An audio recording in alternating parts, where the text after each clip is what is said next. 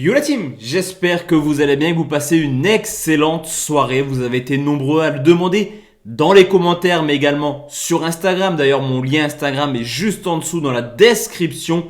Le retour d'une montante sur la chaîne. L'objectif est clair, à un mois de Noël, on part avec une unité. Donc chacun définit un petit peu son unité. Ça peut être 1 euro, 5, 10, 15, 20, 50, peu importe. Chacun gère sa bankroll et l'objectif sera de finir sur du x10. Alors c'est un exercice extrêmement compliqué, mais on va essayer sur le mois à venir de définir les meilleures opportunités pour faire en sorte que l'objectif du x10 passe et nous permette d'acheter des très beaux cadeaux de Noël. On peut tranquillement l'appeler la montante de Noël. Juste avant de parler un petit peu de ce pronostic que je vous propose, je vous invite clairement à me rejoindre sur Telegram. Le lien est juste en dessous dans la description et comme vous le voyez sur YouTube, on est hyper actif. Sur Telegram, on l'est encore un peu plus. L'occasion également pour moi de vous inviter à lâcher votre plus beau pouce bleu sur cette vidéo. Objectif, au moins 200 pouces bleus pour le deuxième palier. On sait, on peut le faire. N'hésitez pas la team, totalement gratuit. Le petit pouce, c'est important pour le référencement.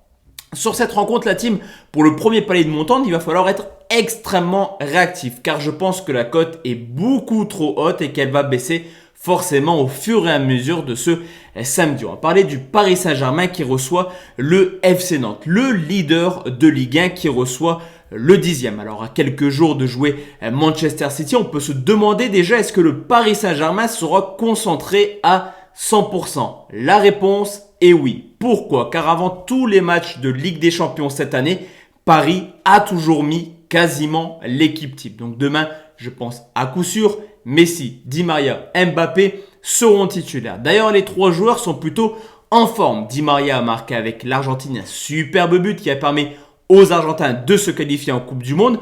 Messi a recommencé à jouer, sera logiquement titulaire pour préparer le match de Manchester City. De son côté, Mbappé qui a mis un quadruplé devrait lui aussi être titulaire demain et rejouer au Parc des Princes, là où justement il avait mis ses 4 buts il y a quelques semaines. Alors du côté parisien, on peut également constater une équipe qui à domicile fait carton plein cette année. Toutes compétitions confondues, 8 matchs, 8 victoires et toujours cette assise offensive plutôt impressionnante. Le Paris Saint-Germain a toujours marqué au moins 2 buts cette année au Parc des Princes avec 11 buteurs différents. Vous l'aurez compris, le danger vient de n'importe où quand le PSG joue en Ligue 1. Également, on peut parler de l'aspect défensif où là, c'est clairement une toute autre histoire. Sergio Ramos ne sera encore une fois pas dans le groupe et pour l'instant, depuis le début de saison, la défense parisienne n'est pas extrêmement sereine, seulement un petit clean sheet sur les 7 dernières rencontres et on a pu le voir, comme face à Bordeaux,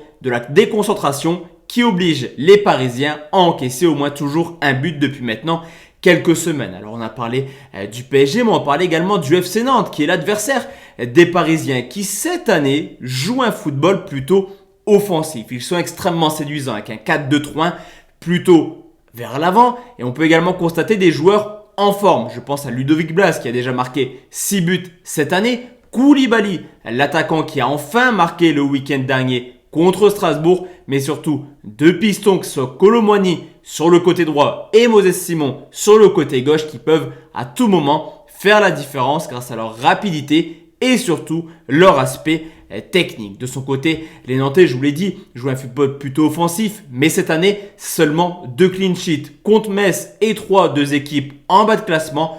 Tout porte à croire que les Nantais vont subir beaucoup d'occasions, mais qu'offensivement, ils peuvent marquer à n'importe quel moment. On le sait, Nantes viendra jouer crânement sa chance. Ils n'ont pas grand chose à perdre demain, mis à part être humiliés. Mais en tout cas, je pense que les Nantais joueront au football. On peut également constater qu'historiquement, il y a pas mal de buts dans les matchs entre le PSG et Nantes. Je vous l'ai dit, j'ai pris la cote ce matin qui est plutôt haute. Mais attention, elle devrait baisser sur ce samedi.